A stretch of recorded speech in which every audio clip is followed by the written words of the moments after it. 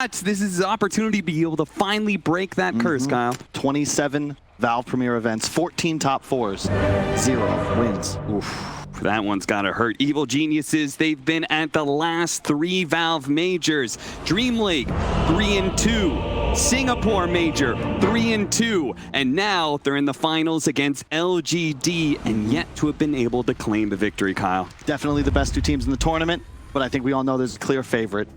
It's PSG.LGD, the undisputed best team here at the UniMajor.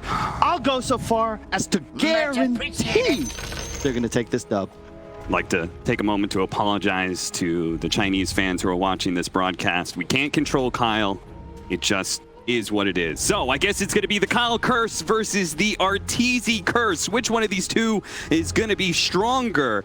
And you know, Kyle, I was actually talking to Jack earlier. Jack, KBBQ, our insider in the Chinese scene, and he described Ame is in the Chinese scene. He's got a little bit of Artur vibes, and you can get it, right? The last 3 TIs he's been at, 2nd, 4th, 3rd.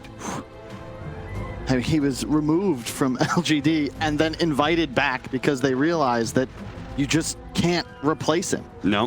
Who has the guts to pick an axe for himself in the first game of a Grand Final BO5? This is another player notable for losing a 5th game of a Grand Final Best of 5 with a last pick NothingToSay for himself, trying to do his best Burning impression, but many throughout the years have tried and failed to do just that. Either way, like the draft from both sides, pretty balanced, a bit of what you'd expect in the first game. Remember, it's a BO5, it's a long series. We can expect there to be an independent meta that will develop as the games go on, but the carry Nature's Prophet has been deadly from EG.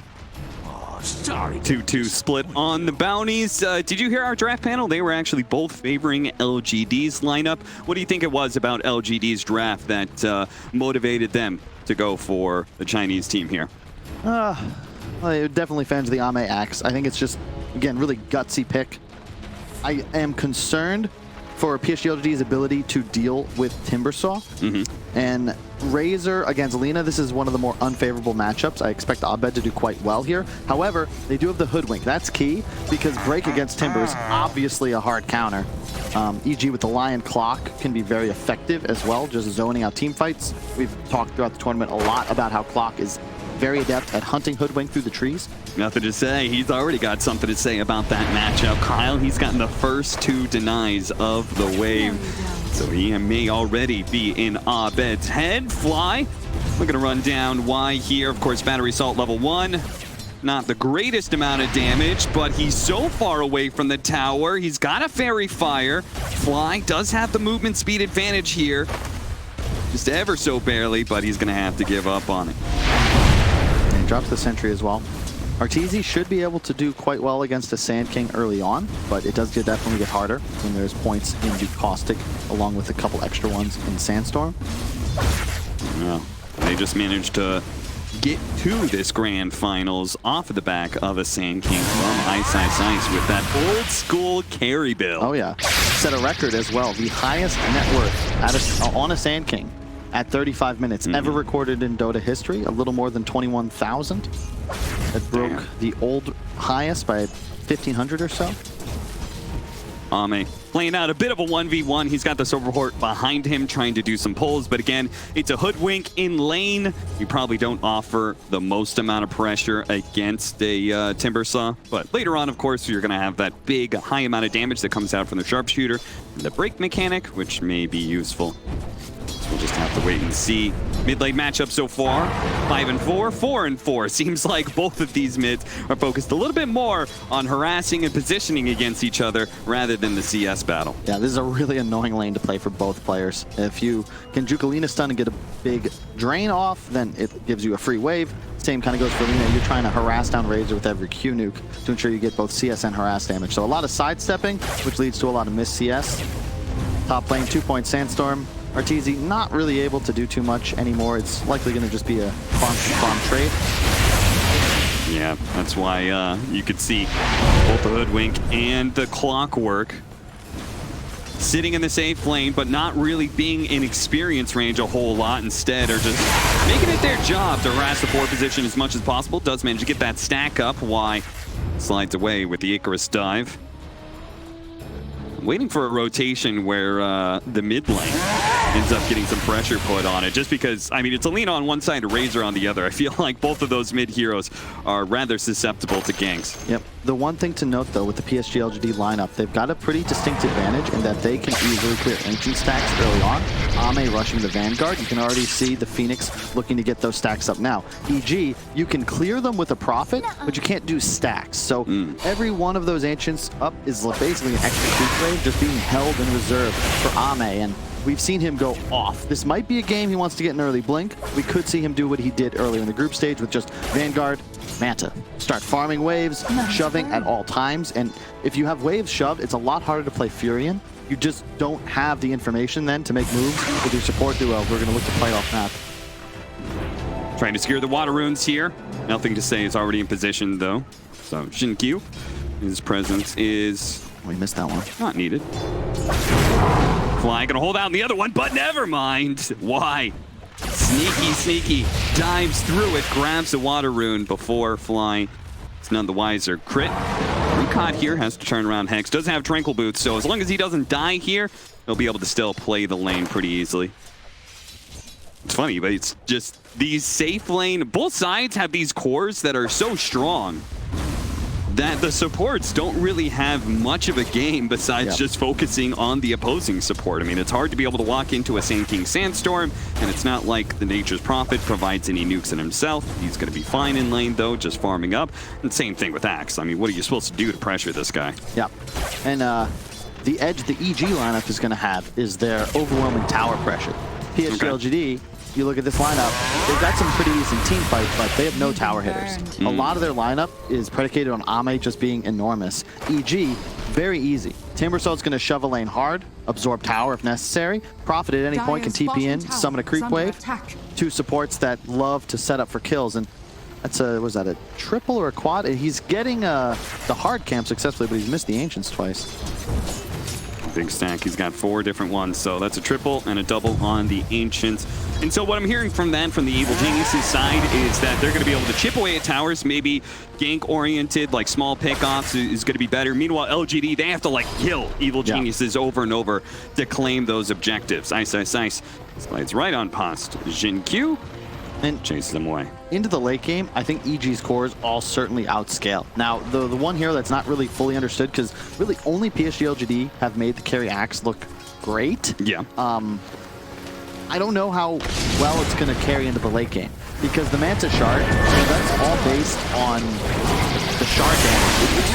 Razor being gone on by so many heroes, but he's managed to get the first blood anyway. Arteezy trying to finish off Nothing to Say, but they don't have this.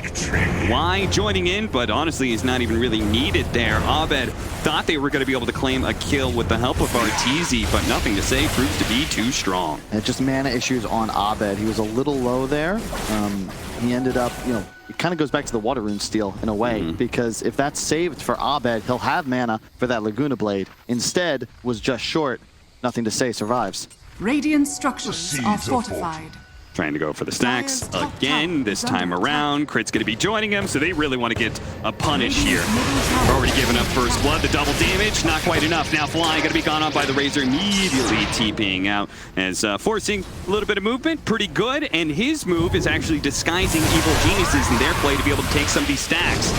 Takes about half of the smaller creeps there, and it looks like one of the big ones from Abed's nuke. A lot of games in this tournament, I wondered if I was actually secretly watching a StarCraft reboot, because the macro game has been so important. You don't see teams making moves to destroy enemy structures, but rather just handle their mineral collections in the form of these creep stacks. And big economy game, right? Exactly. So like that's what we're focusing on, ruining LGD's economy, trying to get something for your own. Yeah, it is an interesting approach to the game. And they also waited to do those stacks, at least on the LGD side, until 7 minutes plus. So if you do it right, sometimes you just end up with all your neutral items right off the bat. It's a big edge. Ame just found the dream camps to be able to quickly find neutral items, the Satyrs and the Knolls. Yep. Cane Ring, one of my favorites. Fairy's Trinket to Abed, he'll be very happy with that. And you can see both teams are like, all right, 7 minutes, everybody. All right, get the free items, and then we'll resume and look to get things done. Love the warding from PSG.LGD if you want to check it out. It's just 3 wards all securing different lanes. It's defensive. You just want to read EG's movements because they're the team that'll make plays for towers. They're the ones who are going to attack objectives. And PSG.LGD throughout this tournament have been really good at picking their battles well. They will let specifically this tier 1 safe lane go if they don't feel like they're in a position to deal with it. Yeah, I mean, anywhere that this lion goes, right, it's not just a lion. It's probably an RTZ teleport in with a Nature's Prophet. So they really have to be aware of where these supports are going to be moving around. Ice clearing out all the trees here.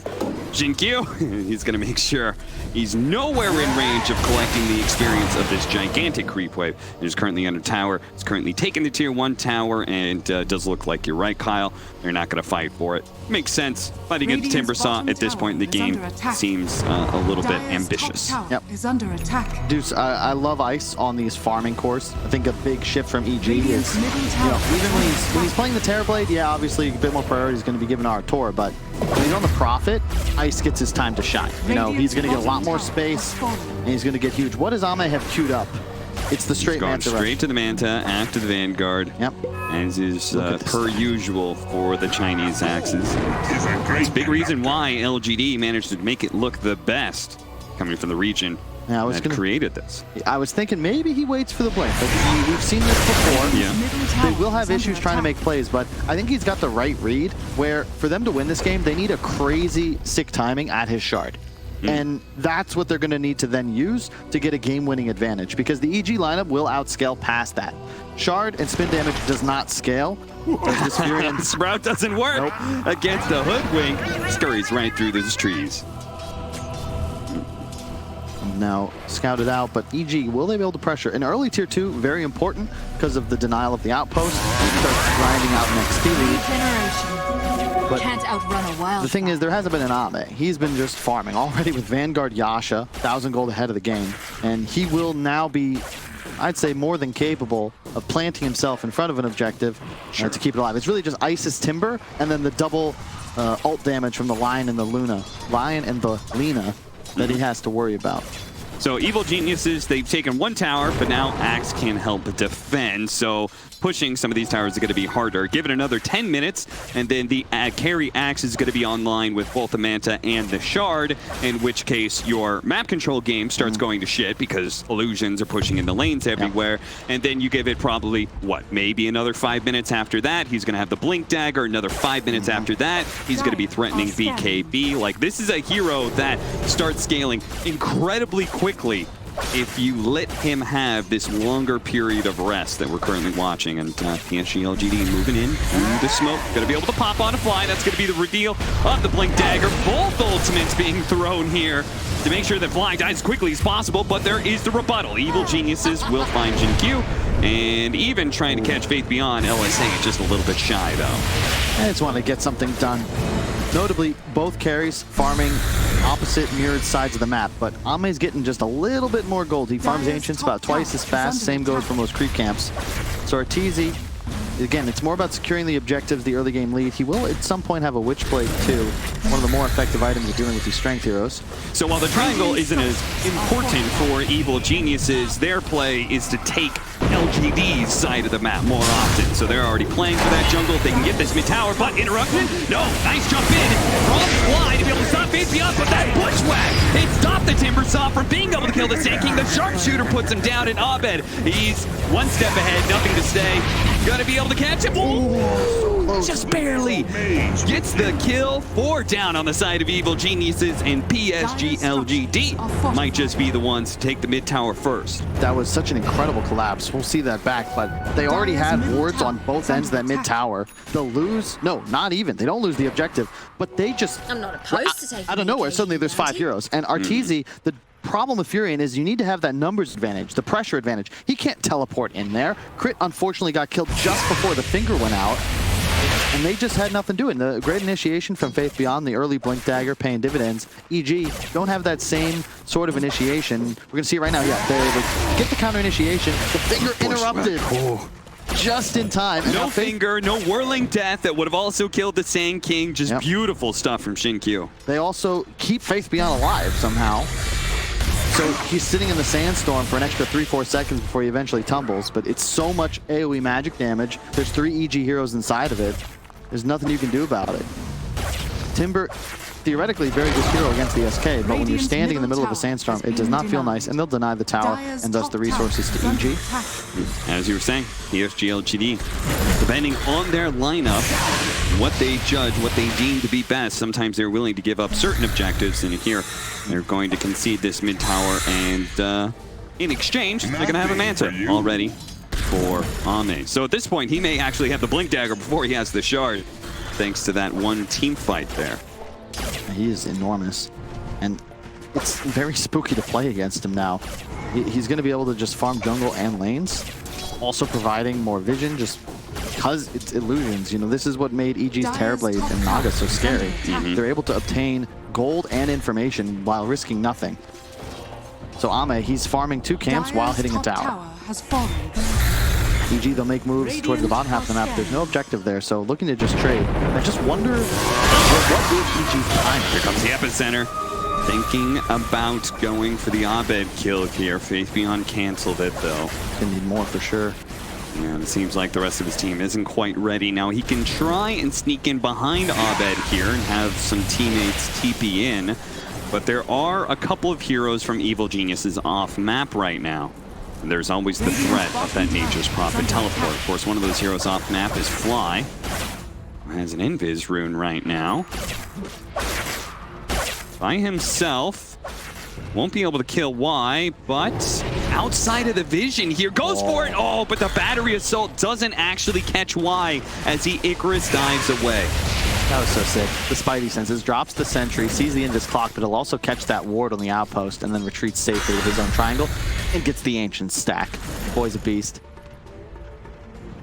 Xinkyu playing bottom now with the Veil, so the spell damage output of the nice SK Phoenix is going to be even higher. I'm a big fan of this build. I know on the NA side, MSS putting in a lot of work with that Hoodwink, and some of the DPC matches would always go Ether Lens, but I think if you can go for it, Veil feels so good. Yeah, especially a game like this. You're playing against Timber, playing against Clock. Yep. You don't see Furion with the BKB until 3rd item. Typically, again, love the PSG.LGD wards. Just fully defensive. 4 sentries, 2 wards in their own woods. They know that that's the area of the map EG is likely to try to make their next big move in. But instead, they're going to smoke behind ice. Has the Hood, pretty tanky.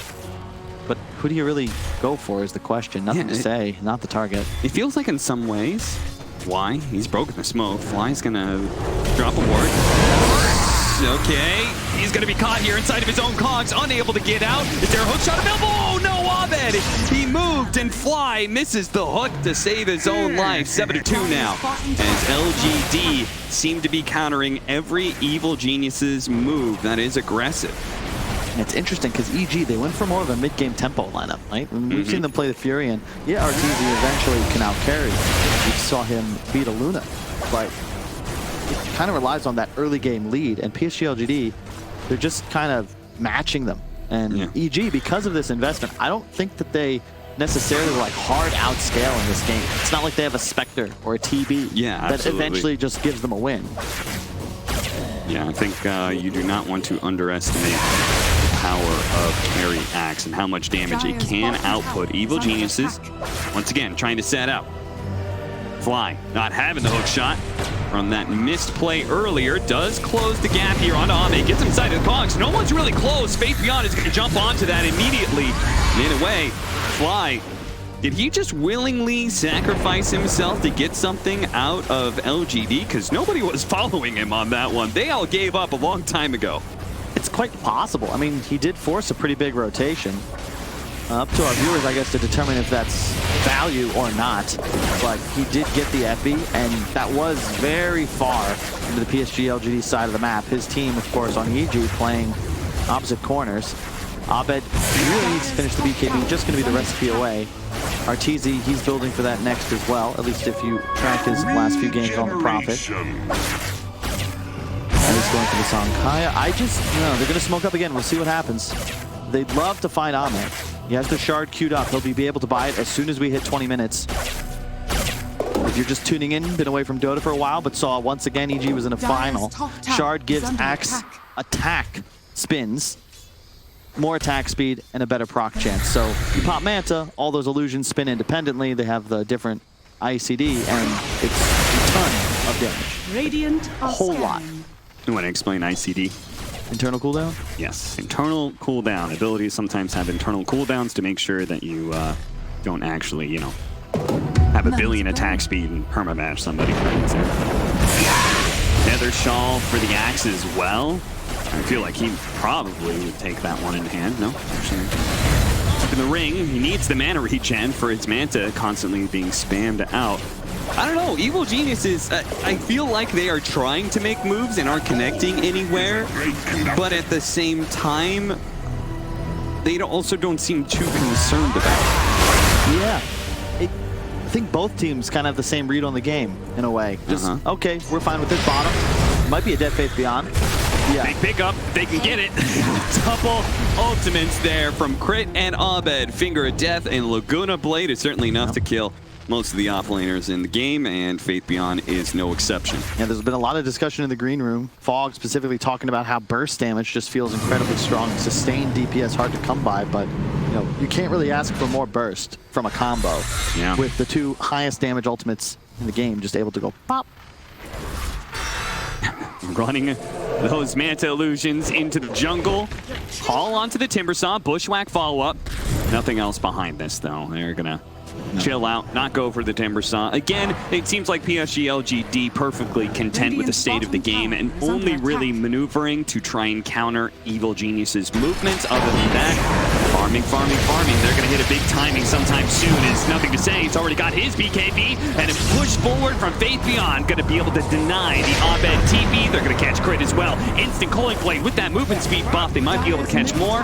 Why? He's far enough away, but the tower, well, that certainly is within spitting distance for PSG.LGD, and I don't think Evil Genius is going to have a response to this. I was going to say, I was about to comment, this is a bad move from EG because Razor had his BKB. They didn't see it. They didn't have any vision on his rotation, but Abed was still a couple hundred gold off of his. Arteezy, also a recipe away from his. That's not a fight you'll ever win.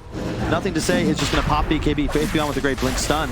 Like, we talked about Lina's issues before. You know, 9 armor, less than 2k HP, very squishy at this phase of the game. And that gives away the free Roche. Is the shard up?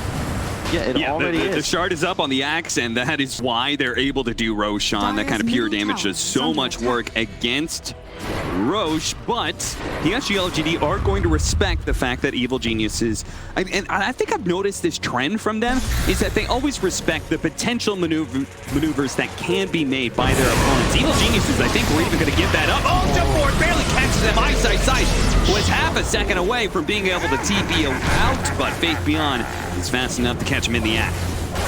Now they can finish Roshan. We've seen this game many times out of PSG.LGD so far this tournament. Incredibly technical. They just lull you into this false sense of security and then pounce. The fight mid, a couple of pickoffs. Now all of a sudden it's like, wait, they have total map control. They're in the Roche, been uncontested. I'm gonna give this one over to Ame. There it is.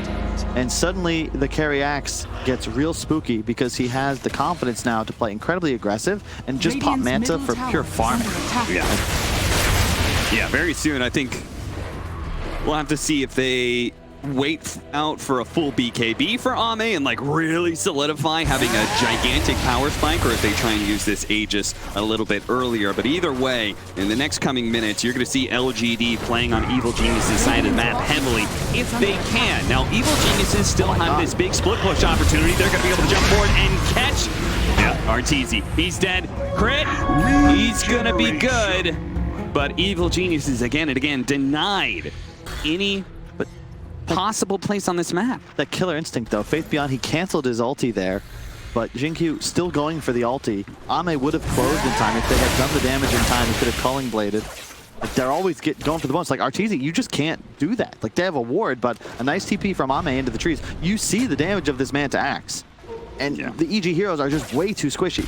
Way too squishy. Yeah, Ice has some survivability, but playing against a break and Axe's pure damage. Bushwhack holding in the Timbersaw. They don't have the sharpshooter. Ice trying to timber chain far enough away. Hook shot and a cogs to be able to keep NothingToSay back, so they will not be able to chase down this Timbersaw, but they take quite a hefty amount of damage. They're going to be able to continue hitting this bottom tier 1 tower while taking over the triangle of Evil Geniuses. Once again, EG going to look for a movement here. Crit jumping forward with his blink dagger, trying to get an X or something, but Fate Beyond, he managed to get out of that one, and Crit just suicided into, oh, the long-range sharpshooter catches the Lina, slowing him down. Self-fuel, now the call, fall 1, he may have got the BKB up, but look at the pure damage raining in from Ame.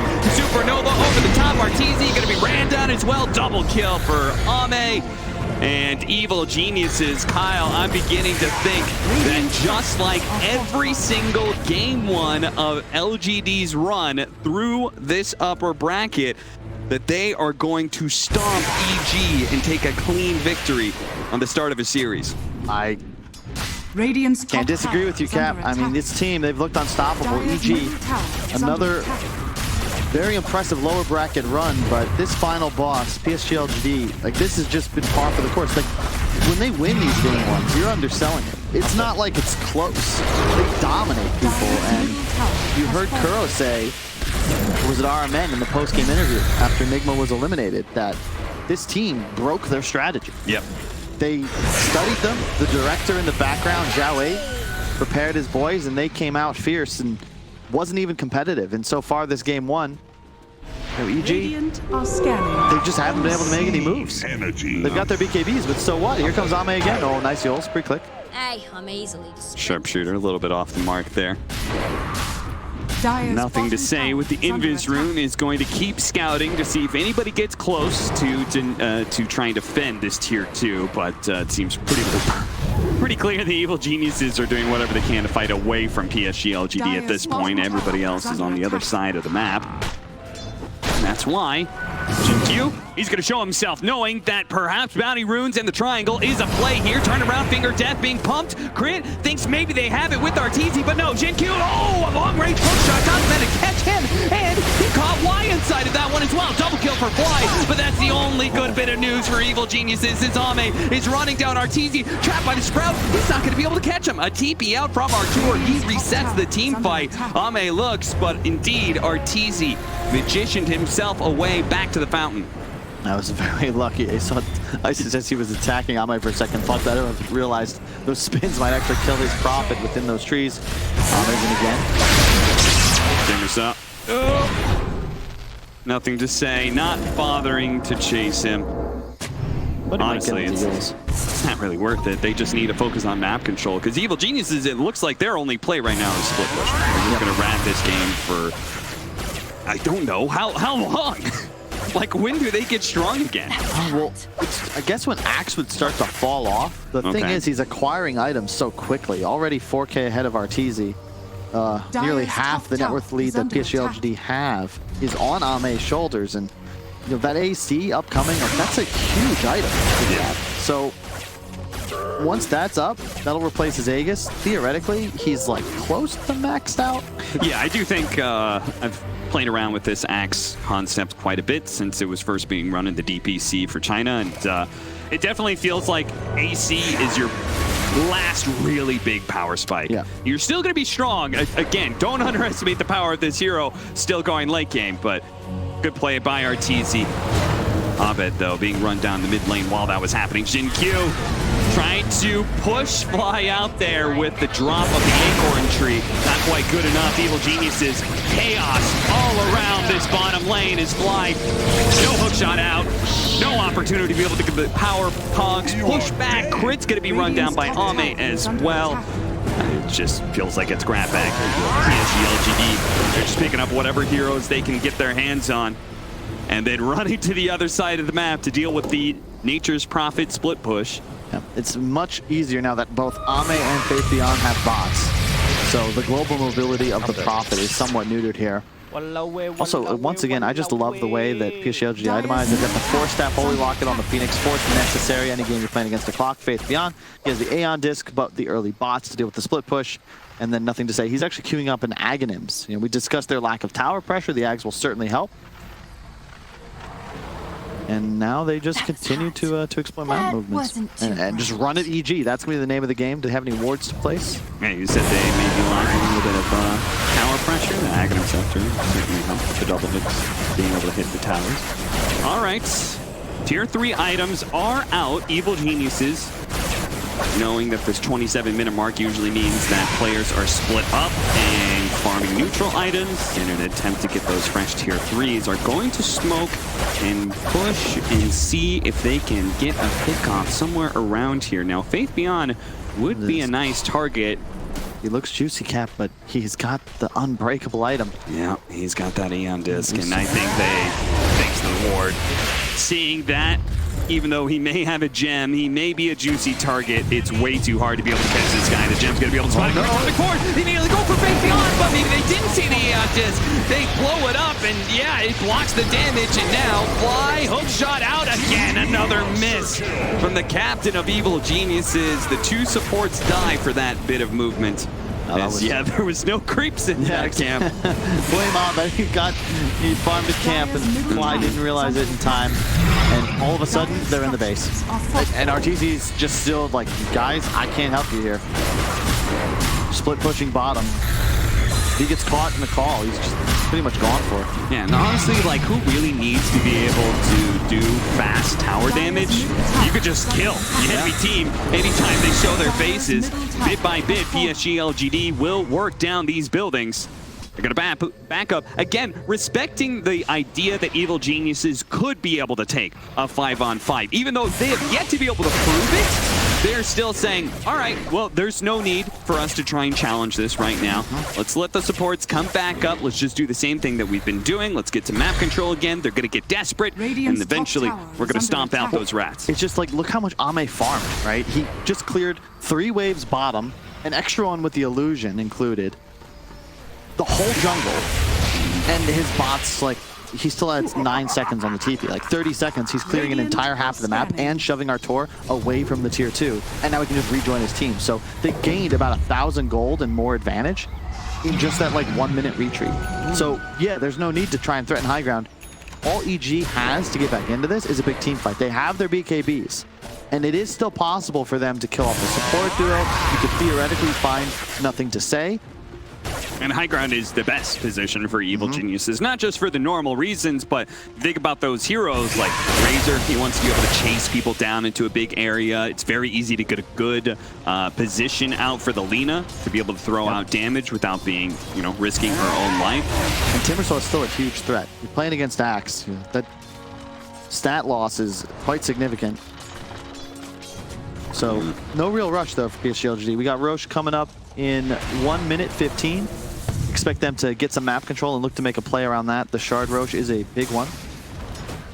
EG, gotta be cautious. Crit looking to break the smoke, as is Abed. They're gonna move left.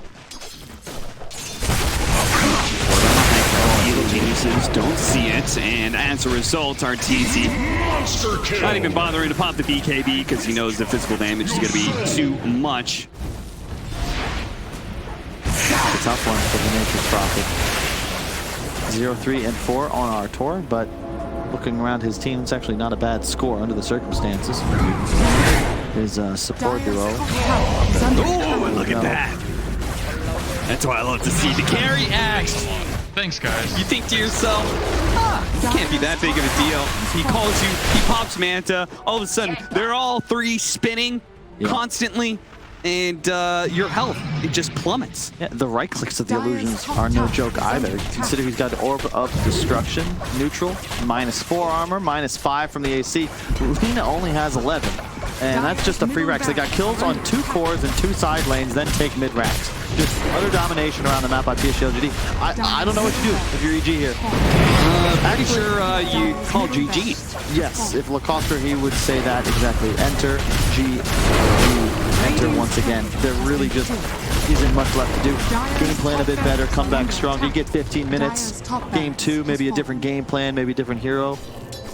Maybe you ban Axe. It does seem quite powerful, uniquely in PSG.LGD's hands when you consider Faith Beyond. They'll happily play it as an off-laner, but they can so easily shift it to carry on their last pick.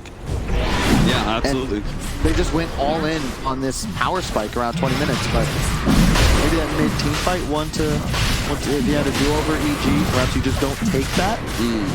Because that really felt like the moment PSG.LGD obtained all momentum. One last fight perhaps broke up. They have to be able to take this fight. They have to be able to go for it. Hook shot on into the pit. But the two supports are going to start this team fight in the fountain. They're going to have to TP back in on Sharpshooter. Manage to nail RTZ offense all in to be able to grab it. He does manage to grab the Aegis. He's going to be coming back soon, but it's going to be under the effect of an exploding sun, as sure enough, he is immediately stunned up. RTZ turns around, kills Faith Beyond, perhaps not even that. PSG.LGD deny everything from Evil Geniuses. Game one, they thoroughly worked the North American squad.